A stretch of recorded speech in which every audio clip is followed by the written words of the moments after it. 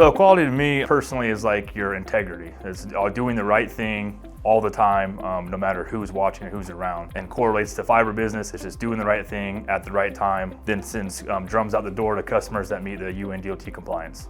So Test to Last is an idea that came up a few years ago around trying to build a competition around a lot of our compliance activities related to UN DOT transport compliance. Things like submitting on time for their annual retest. Are they going through the proper steps to make sure they built the drum the right way?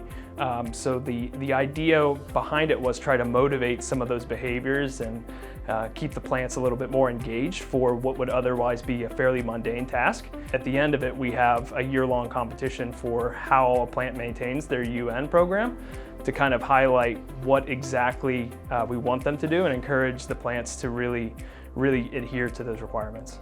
So it allows us to compare results across facilities, and it also allows the various participants to monitor how they're performing on what we consider to be good or great. It does elicit a lot of, I would say, healthy competition. It brought to light a few issues that we weren't aware of, so we all dug in as a team and tried to pinpoint the little things that typically might have got overlooked.